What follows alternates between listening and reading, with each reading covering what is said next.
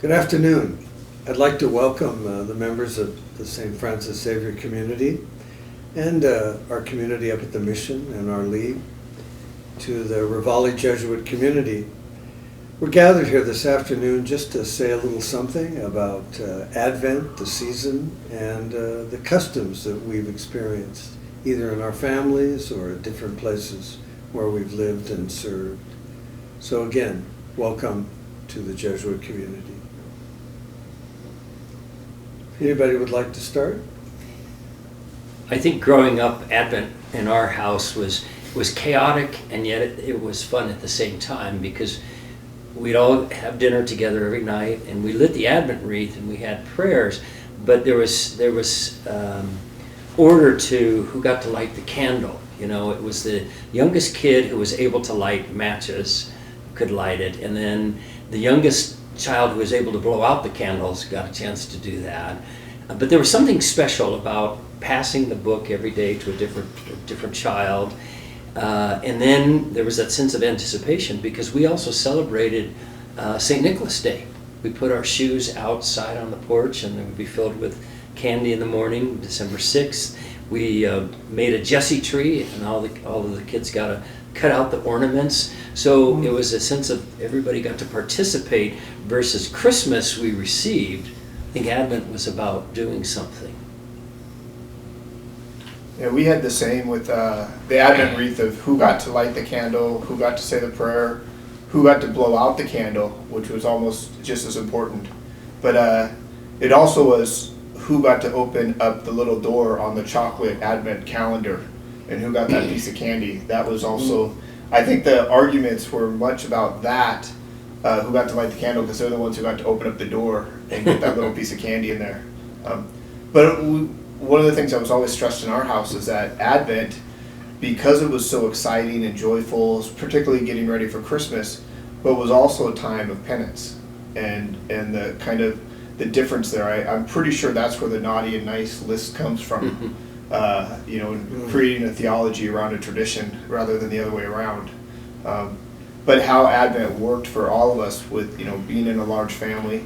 And because of athletics and things, we rarely got to sit down as a full family all at once. It was usually something left on the stove and you got to eat as you wanted to, but the younger ones then were the ones responsible for the Advent wreath and doing the prayers and just arguing back and forth about that, in what order it goes. The youngest the first day, the oldest the second day, or the second week, and how we interpreted that was always a lot of fun. Well, I guess I should describe myself as the heathen in the group, because we didn't celebrate Advent in a traditional way, or really any way.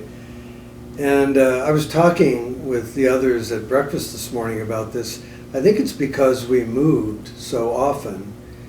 We moved 9 times before I was 13, and I went to 8 different grade schools. About half of them were Catholic and half of them were public. And I think that constant dislocation, relocation, made it hard to carry traditions, if my parents had even experienced them when they were growing up. But part of Advent for us, part of the preparation, was definitely putting up the tree and decorating it. That was a really important activity. And it's something that we all look forward to, no matter where we were living.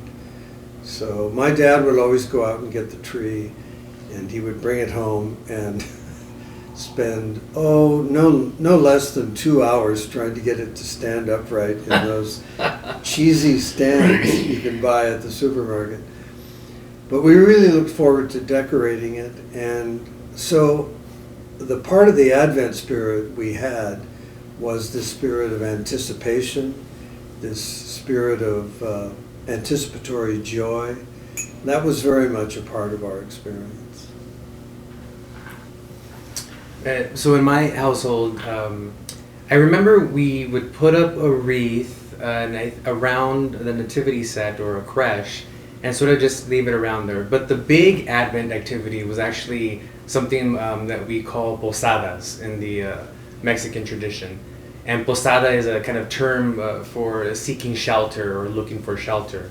and it's a twist on I guess a shepherd's play, as you would say in English, and you need a ringleader to organize that. So my sister would sort of take the mantle, and we got all the nieces and nephews, so all the grandkids, about maybe 12 of them, and then the neighbors' kids and some friends. They would all come, and we get dressed up as shepherds from Bethlehem.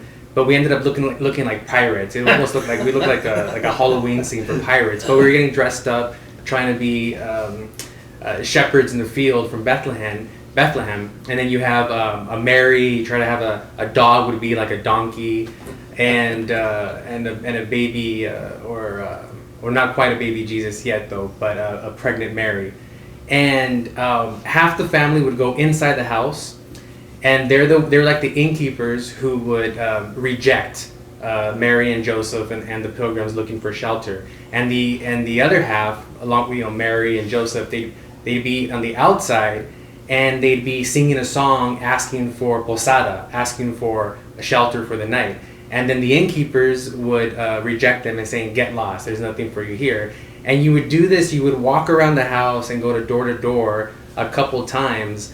Until you just got tired of singing the song, or until at the very end, the last stanza, you find someone who is generous enough to open the door. They give you Posada, and then everybody comes into the house, and you celebrate Advent holiday for that evening. So it was kind of pretty wild, you know.